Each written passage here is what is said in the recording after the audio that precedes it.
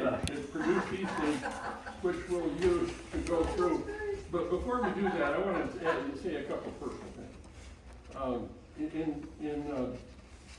When the Mrdc school was built, in the most recent version around the early 1960s, it was built for 1,000 kids. Today there are less than 200.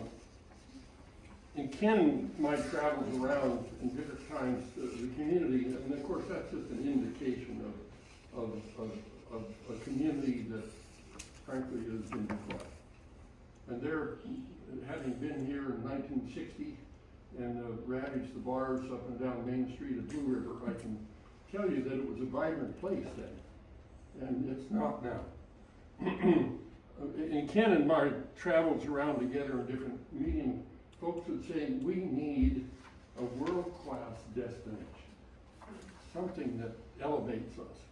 And about the same time, some of our last boat builders were leaving, either dying or just leaving. And we said, wait, there's a legacy here we're about to lose. And there's a precious river that people really don't appreciate and understand, and maybe we can put these two things together. And that was 2006. And so we wrote a little vision document about what we called then a museum of the Mrdc, presented it to the Wayne County Parks Advisory Committee, and they loved it. And so we've been plugging away since 2007, and it's happening. And we've gone slow because we're older now, but we've just been trying to be very careful about not making anybody angry, and to build slowly consensus and support for the project. And that's so today is a real landmark for us. We've never had this discussion, Val, with anyone at your level, and this is for information. We have no ask today. We do for the guide stuff, but not for the Discovery Center. So with that, if we could just follow along with me, we'll take this first AI thing, and beautiful thing. What we're about is frankly honoring this marvelous river. And having been here for a lot of years, I'm sure people go up and down here and do not understand and appreciate what they're saying. This is a one-of-a-kind river in the world. It's born of this incredible aquifer from Mount Jefferson to the South Sister that probably holds as much water as Lake Mead 4 times over. It's huge. And so this water is never going away. It's 10 years old, it's 38 degrees when it comes out and you feel it. And it's not going to change. In fact, 40% of the water in Portland in the summertime right now comes from this river. And that's because other water is depleted. That is, it has a different source. It comes from watersheds that operate differently. But this is a constant, cold, pure water source that's here day in and day out. Freeze your butt anytime you fall in. Yes. And we have experienced that. it's not a friendly place like the Sandy Ann's to find swimming holes. True. You're in and out quick, and I love it. But anyway, so we want to honor this river and the challenges that you can look there that we listed. There's some problems here. Chinook salmon are in trouble. Probably the historic run in the McKinsey was 100,000 Chinook salmon. Now maybe 1,000. We're not there yet. Are those wild fish? So the salmon are in trouble. There's been some cultural loss. It pains me when we lose our boat building skills and some of the storytellers. Steve Schaefer was supposed to be here today, but he had heart surgery and couldn't come, and I'm worried that we not losing another precious person. The Holiday Farm was devastated, and we're not recovered. We hope that this is part of leading that recovery. And climate change. So many of the things that affect the river, that affect the McKinsey, are beyond the control of us, simply because they're global forces of climate change and what's going on in the ocean. But we can shine a light on those. So a solution is this Discovery Center, where we have 3 themes: the river and the watershed, the fish and the ecology, and the boats and the guides. Those are our storage zones, and the Discovery Center will be built around those 3 storage zones. Our vision is that this is a renowned world-class destination that people flock to, and we have to add parking space every year because we just can't accommodate everybody that wants to get in here. We hope to be educators and entertainers.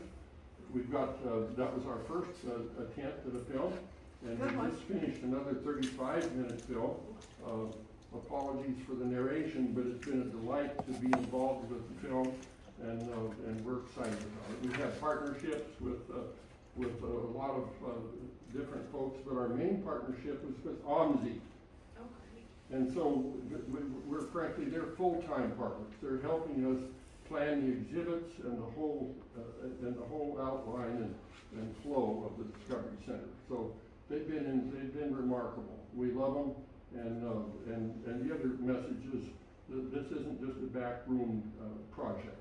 This is going to be an adjunct for OMSI in Portland, and we're proud of that. And we hope that that's the kind of world-class exhibits and the tone that we expect to have here. So the financial needs, we've got about 3.5 million that we're spending right now. So you're seeing some of it fly out the windows right now with these guys slaving away today. And but we got more to spend, but we need more to get, like maybe 5.5 million. So we're gonna as soon as we perfect our materials, we're gonna hit the road. So with AI in our back pocket, we're gonna do that. So that's the end of the story that at least today about the Discovery Center. Hope to put it on your screen, and we're working hard, and Val, if it helps this community and this county and district to flourish, we're glad to be part of that.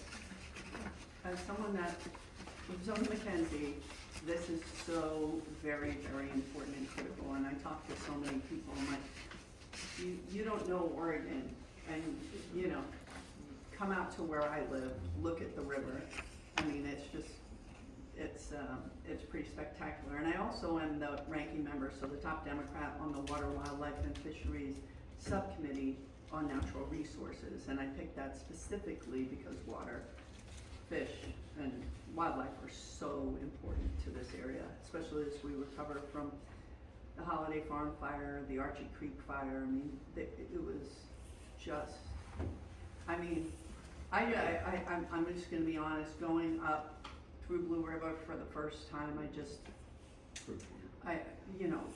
cried. I mean, we will never get that back, and it was so horrific, and you just saw chimney after chimney after chimney with everything else gone, you know?